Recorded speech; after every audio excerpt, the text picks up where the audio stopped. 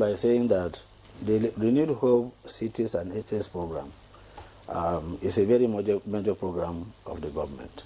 And as you recall, the president, specifically on the 8th of June 2024, when he personally did the groundbreaking of the 3,112 housing units at Karsada in Abuja, he made a statement that he intended to turn the country into a major construction site.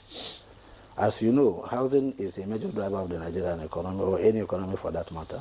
So the difference between our participation in the Renewed Hope, especially in Karsana and Ibejuleki Lagos, is that, like I explained earlier, ordinarily, in the course of our normal operations, what we were doing was for developers to approach the bank, take a facility to build houses, after which we then provide mortgages. But as you know, affordability is a function of two variables. One is cost and the other is income. Now, for you to have an affordable house, for example in Abuja, it is very difficult to build such a house in the city center. So most of the developments that were financed in Abuja, for example, are in the outskirts.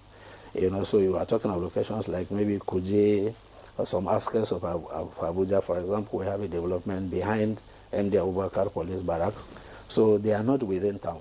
However, the Renewed Hope Cities project are projects that are located in the town. And so what that means is that they are going to cost more than ordinarily our houses would cost.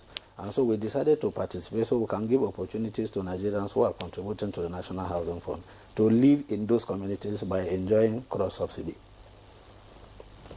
Okay, the Minister of Housing and Urban Development was the MD of the Federal Mortgage Bank before he became Minister. So the kind of collaboration you've been making with him, how has it reflected in access?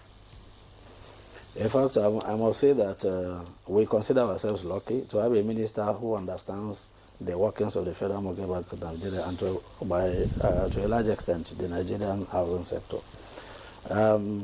We have benefited a lot because a lot of our loans have been expeditiously passed because he understands where it pinches. You know that the Federal Mortgage Bank of Nigeria has been carrying a lot of, let me say, baggage. A lot of people used to complain about the bank. They don't even know how much they are contributing. They have no access to their contributions. They have not benefited from any loan and so on and so forth. Now, when the minister came, we were very clear between us and himself as to what we need to do to change the narrative about the Federal Mortgage Bank. One is for us to create enough sensitization for people to understand what we are doing. We have had occasions where people have asked us, Federal Mortgage Bank, is that bank still existing? But I think that is gradually changing. At a point? Yes, I know. Yeah. So now we run a program which was restored by this current management. Everyone deserves a home. Every week on NTA 8:05 p.m. on Thursdays, and on Saturdays on Channels TV by 7 p.m. So we do this to sensitize Nigerians. Now the point I'm making is that because of the sensitization, a lot more people are joining the National Housing Scheme. And so by extension, we have a lot of loan requests from individuals seeking to benefit from these facilities. So our relationship with the minister has been such that all of the requests that we send to the ministry receive immediate attention. And so we get those approvals as quickly as we want. And that is why we have almost been able to double the loan approvals between just 1 year of our coming into office, between 2023 and 2024. Before we came, total loans in 2023 was 39.7 billion. But during 1 year, we had increased this to 71.5 billion naira. You know, so I must say that that relationship has been very, very under and impacting. Then secondly, the minister has also been emphasizing on affordability. We have had occasions where he has turned down our loans for the reason that he does not believe that Nigerians can afford those prices. And that is the beauty of having, you know, the knowledge or experience of having worked in a place, and he understands the feelings of Nigerians. So what did we do? We decided to go back to the drawing board, using the instrumentality of those cooperative societies to give our contributors an opportunity to design the kind of houses they want by themselves, cost those houses by themselves. Let me say that ordinarily, the Federal Mortgage Bank of Nigeria is a mortgage institution. which presupposes that you have houses standing and then you provide mortgages for people to buy those houses.